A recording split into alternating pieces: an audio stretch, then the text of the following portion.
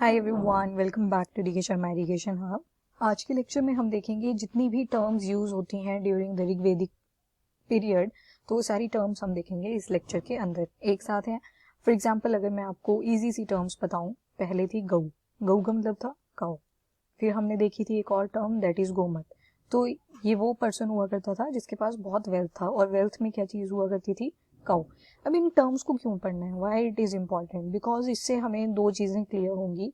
एक कि जो गऊ थी, आपकी काऊ थी, उसकी क्या इंपॉर्टेंस रहती थी ड्यूरिंग द ऋग्वेदिक आर्यन, और आज के सिनेरियो के साथ उसमें आप कंपेयर कर सकोगे। और दूसरी चीज ये पता लगेगा जो ऋग्वेदिक पीरियड के लोग थे उनकी जो प्रेफरेंस थी that was the cow, not the land.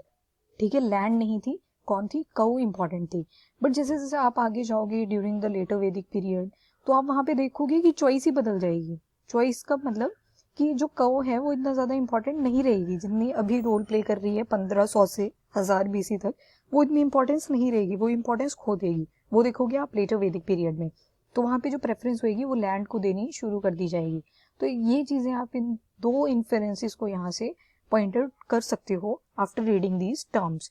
और फिर आपको उनकी सोशियो इकोनॉमिक लाइफ कैसी थी, सोसाइटी में क्या पैसों का कोई लेन देन था, तो उस चीज से भी हमें दो चार टर्म्स देखने को मिलती है। तो हम स्टार्ट करते हैं अभी इसी टॉपिक को। तो first of all, first term जो है गोधुली। अब ये जो गोधुली है ना, और इसके साथ एक और टर्म है यहाँ पे, दैट इज गव्युति। ठीक है, अब गोधुली और गव्युति, अब ये बीच में एक और है संगम। ठीक है, ऐसे याद रख लो, गोधुली और गव्युति का संगम। ठीक है, ऑल्दो थोड़ा सा फर्क है, वो चीज आपको याद रखनी है। जो ये गोधुली थी ना, गोधुली जो टर्म थी that was given for the measurement of time. Time की मेजरमेंट के लिए यूज करते थे गोधुली। पर कौन सा टाइम? तो शाम वाला, डस्क। ठीक है, और ये जो संगम वाला था that was the measurement of time again, पर कौन सा टाइम? तो मॉर्निंग वाला। और ये जो गव्युति थी that was also measurement of, but किसका मेजरमेंट? तो डिस्टेंस का। अब इसको याद कैसे रखना है? अब ये गोधुली है, ठीक है, नीचे है आपकी गव्युति।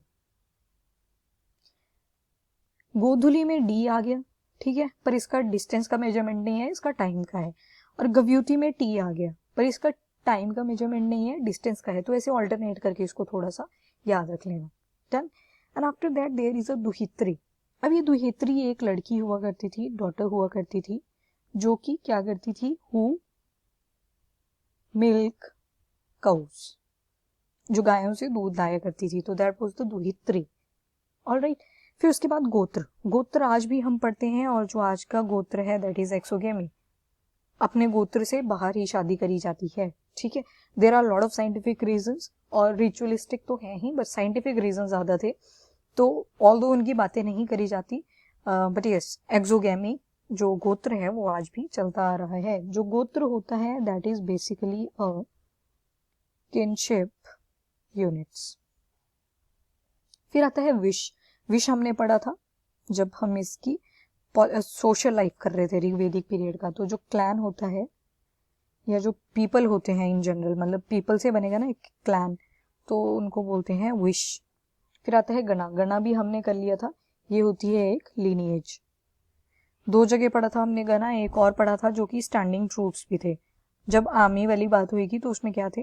Standing troops. जब 4 असेंबलीज पड़ी थी उसमें थी चौथे वाली गणा।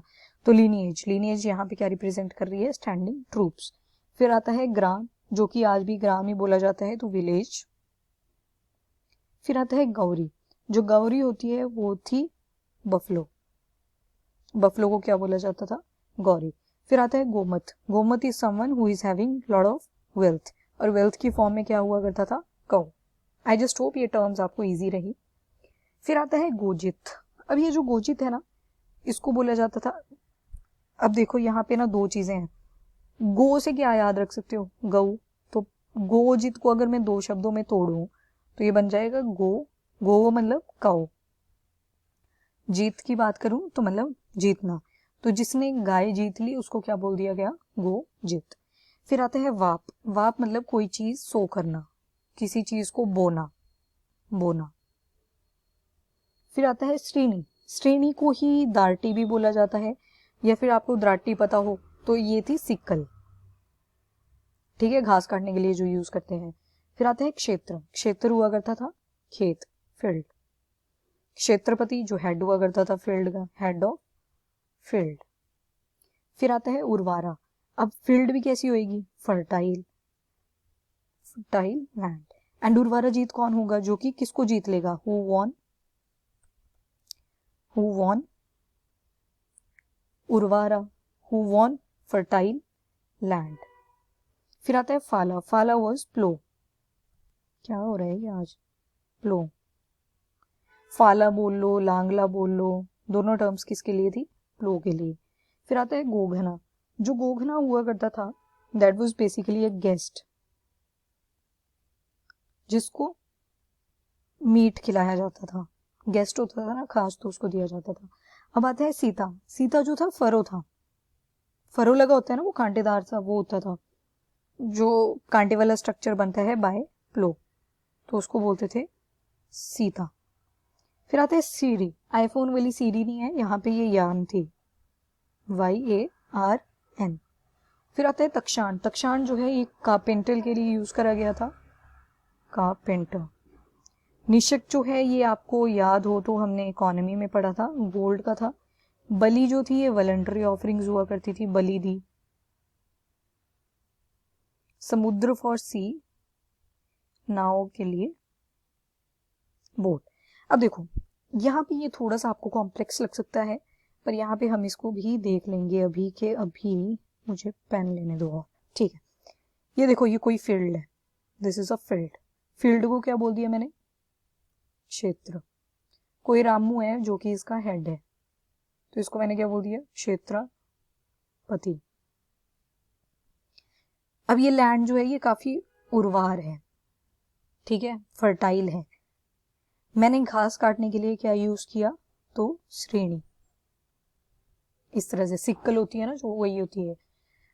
अब ये रामू है जो कि क्षेत्रपति है, रामू, इसकी फाइट हो जाती है जामू से, ठीक है। तो जामू ने ये फर्टाइल लैंड इसका जीत लिया, तो ये क्या बन गया, उर्वारा जीत, ठीक है। अब इसने अगली फसल बोनी शुरू करी, इसने प्लो का यूज किया, ये दो बैल हैं ऐसे सोच लो इसको, तो प्लो यूज किया, प्लो को मैंने क्या बोल दिया, फाला, फाला हो गया, लांगला हो गया। और इससे जो पीछे फरोज बने उनको क्या बोल दिया, सीता, डन। तो ये था आपका, और इन्होंने क्या किया, फाइनली यहाँ पे बीज बो दिया, तो वाप, ठीक है। तो आई जस्ट होप यहाँ पे इतना आपको क्लियर है। तो ये टर्म सारी हमने ये ऋग्वेदिक पीरियड में यूज करी, इन टर्म्स का आपको पता होना चाहिए, question can be asked in any form.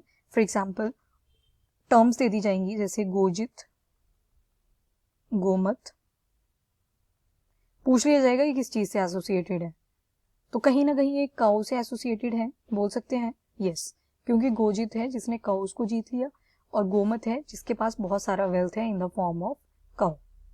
बाकी क्वेश्चन के फॉर्मेट पे भी डिपेंड करती हैं चीजें।